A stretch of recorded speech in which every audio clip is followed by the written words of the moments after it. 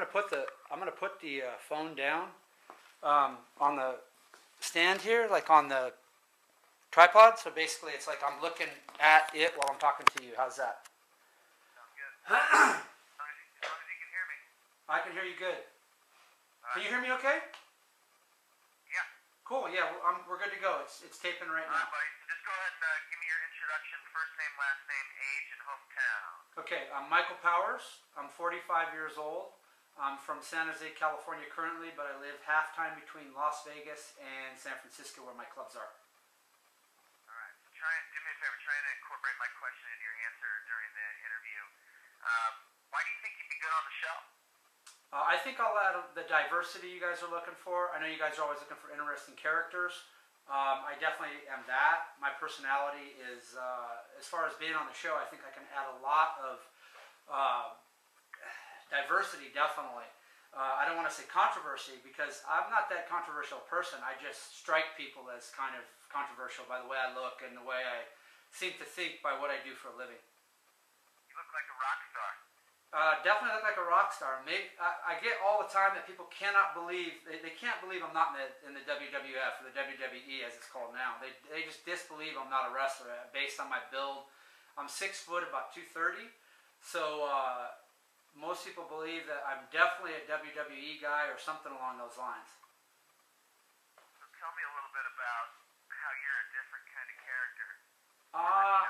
Well, my businesses are essentially nightclubs, but they're of an adult nature. So people are essentially into fetish, bondage, swinging, stuff like that. So I kind of manage that. I kind of call it, I essentially refer to it as governing a highfalutin daycare.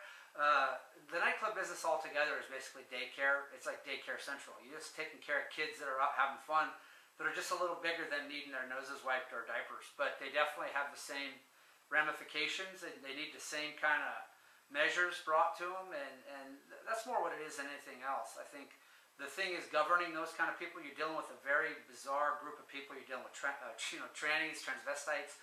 You're dealing with leather daddies and Miss Dominatrix women. When it comes to swingers, you're talking about people that are very open-minded, that are alternative lifestyle stuff where they're basically letting other people partake of their significant other. So they're definitely different thinking. So can you explain to me a little bit about the genesis of going from Army infantryman to the owner of a couple different nightclubs that are very specific?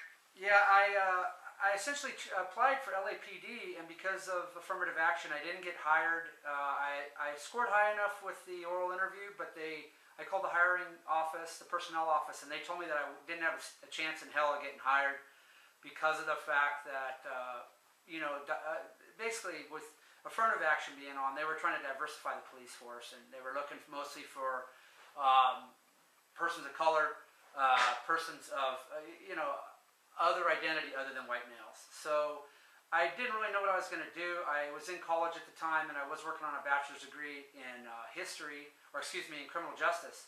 And because I didn't get hired, I kind of felt a little slighted. The Michael Douglas movie was out at the time, where it's kind of picking on the white man movie. Falling Down was the name of the movie. And I kind of... No disclosure. Falling Down, yeah, I remember that. So the thing was I just felt really, really slighted.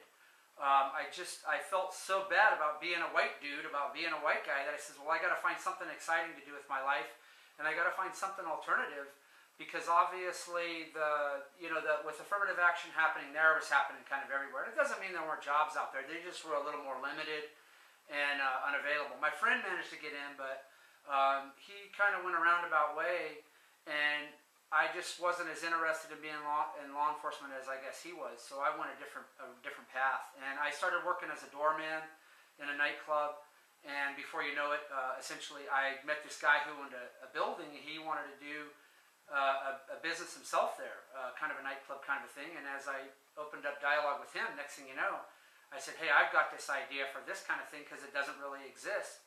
And it was because of my going to fetish parties. There's a thing in San Francisco called the Exotic Erotic.